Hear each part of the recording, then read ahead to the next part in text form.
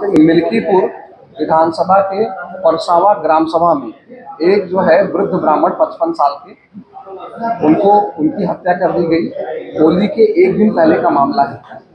मैं अपने विधानसभा दरियाबाद जा रहा था उस दिन, मुझे चाचा जी और आनंद जी का फोन आया कि ऐसी ऐसी घटना हुई है वहाँ पे। ठीक है, तो मुझे ऐसा लगा कि मतलब घटना हुई है तो वहाँ पे शासन प्रशासन जो है बिल्कुल निरपेक्ष होके काम करेगा। तो मैंने बोला कि आप लोग देख लीजिए, अगर कुछ नहीं होता है तो फिर मैं वहाँ पे आता हूँ। लेकिन जब 1 घंटे के बाद भी रुकने के बाद कोई संज्ञान नहीं लिया गया तो मैं स्वयं जो है मैं अपने क्षेत्र से वापस आया और मैं स्थान तक गया। मैं इनके घर तक गया। वहाँ देखा मैंने कि वहाँ पे जो है इनके गांव के लोग जो हैं, जबकि इनके गांव में जो इनका गांव ब्राह्मण बाहुल गांव है, वहाँ पे लोग जो हैं इनके साथ खड़े नहीं थे, कोई आदमी नहीं था। मैंने उन आदमियों को भी जगाया, बताया कि भैया आपके घर में आपके बगल में घटना हुई, आप लोग को मालूम है?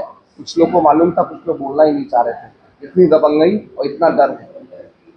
किन लोगों का आरोप आप किस पे लगा रहे हैं? कौन लोग? देखिए, मेरा जो आरोप जो है इसमें, जिन लोगों ने मारा है, जिन 5 लोगों ने मारा है, वो उसमें साक्षात आपको दिख रहे हैं, वो कल्पित है। तो वो जो 5 लोग हैं जो आप लोगों को नाम दिया गया है, तो उसके खिलाफ जो है इनका आरोप है।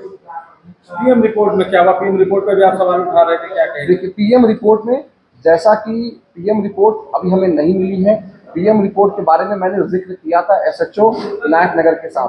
तो पीएम रिपोर्ट उनके हिसाब से बताया जा रहा है कि पीएम रिपोर्ट में आया है कि इनकी मृत्यु जो है फेफड़े की इन्फेक्शन की वजह से हुई है, जबकि वो जो वृद्ध थे 55 साल उनकी उम्र थी, उनको ब्लड प्रेशर शुगर पहले से था।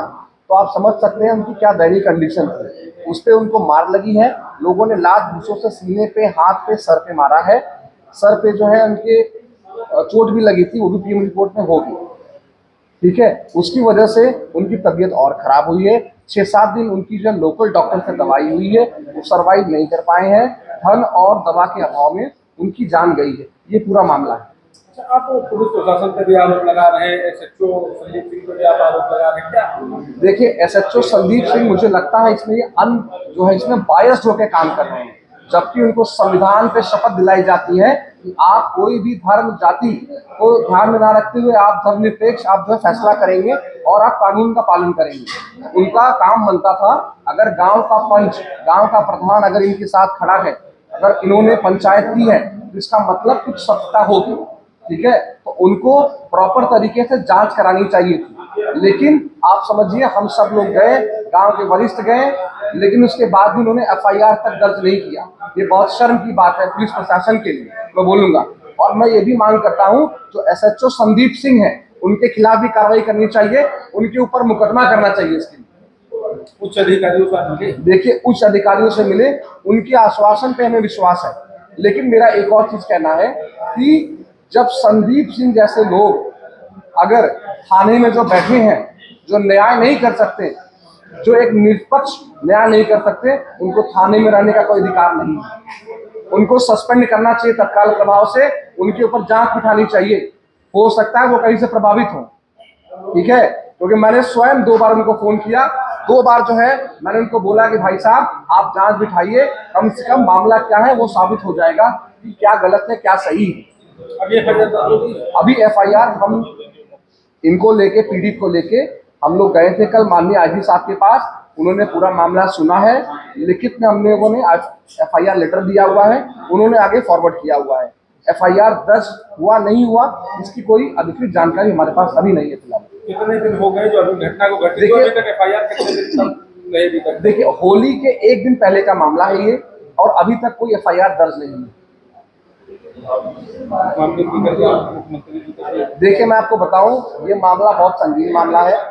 ठीक है, और अगर इसी प्रकार के मामले अगर हम लोग समाज में रह के अनदेखा करते रहेंगे तो आप समझिए ये समाज में अराजकता फैलती जाएगी। जैसा कि ये सरकार, जैसा कि मुख्यमंत्री जी स्वयं बोलते हैं कि इस समाज में अराजक तत्वों की जरूरत नहीं है, तो मुख्यमंत्री जी ये कौन है लोग? क्या इनकी समाज में जरूरत है? पहले से इनके नाम पे मुकदमे हैं। ये गांव में ये एक अच्छे मनुष्य के तौर पे नहीं है। ये मारपीट करते हैं, ये दारू शराब पी के दंगा फसाद करते हैं। तो ये आपको डिसाइड करना है कि उस गांव में अराजक तत्वों के ऊपर क्या कार्रवाई करनी चाहिए, ये मैं आपके ऊपर छोड़ता हूँ। क्योंकि मैं आप सबके लिए, आप समझिए, आप इस देश के, आप इस राज्य के जो मुख्यमंत्री हैं, मैं आपका भी सम्मान करता हूं, लेकिन आपके नेतृत्व में कहीं ना कहीं यहाँ पे अनबायस्ड होके आपका शासन प्रशासन काम करे, मैं यही आपसे निवेदन करता हूँ। तो आप भी इस मामले को देखें, शासन को प्रशासन को आप भी थोड़ा सख्त करें, और जो एसएचओ हैं मैं उनकी मांग करता हूं उनको सस्पेंड किया जाए, वो इस लायक नहीं है। मैं फिर से बोलूंगा, क्योंकि वो अनबायस्ड होकर यहाँ पे काम कर रहे हैं। सीओ जो है, सीओ साहब को भी, वो इनसे हायर है, सीओ साहब को भी कहीं ना कहीं इसके ऊपर जो है एक नोट जाहिर करना चाहिए था, जिससे कि कम से कम आपके एसएचओ काम करते हैं। मैंने सीओ साहब से भी पर्सनली बात किया, उनका फोन मुझे स्वयं आया था और इस मामले के बारे में मैंने अवगत कराया, लेकिन उनका भी कोई सूचना, कोई एफआईआर की सूचना कुछ नहीं प्राप्त हुई। ठीक है, तो ये शासन, ये प्रशासन है, आप देखिए जो ये अन्याय हुआ है, इसमें कहीं ना कहीं बच्चे को न्याय मिले, और मजबूती से इसमें आप सबसे निवेदन है, समाज से निवेदन है, समाज आपसे है, ये बच्चा आपका है, इसमें न्याय आप सबको करना है। जी, राम प्रकाश पांडे नाम है, जो करीब 52 से 54 साल की उम्र में थे। काफ़ी बीमार पहले से ही चलते थे।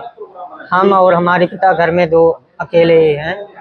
तो ग्राम सभा प्रधान जी कॉलोनी हमको दिए, और गांव के सबसे बाहर मतलब कॉलोनी हमारी बनी हुई है, वहीं पर ये 5 लोग आए जिनका नाम अभी बताया गया। आप बताइए, और बताया नहीं क्या? बताइए, अभी हम बताइए, कैमरे के सामने बताइए, बताया नहीं क्या? जिनका नाम राहुल सिंह है, और जितेश सिंह, और अतुल श्रीवास्तव, अभिषेक यादव, मुकेश सिंह, 5 लोग थे। तो हमारे पिता ने बताया कि इन 5 लोगों ने आए हमारे कमरे में, ज़बरदस्ती घुसे शराब पीने के, और बीड़ी सिगरेट कुछ मांग रहे थे। हम तो थे नहीं मौके पे, लेकिन हमारे पिताजी ऐसे बता रहे थे गंभीर हालत में जब थे। तो बोले कि हमने मना करा और उनको कहा कि रात हुई है, हमारी तबीयत ठीक नहीं है, घर जाओ।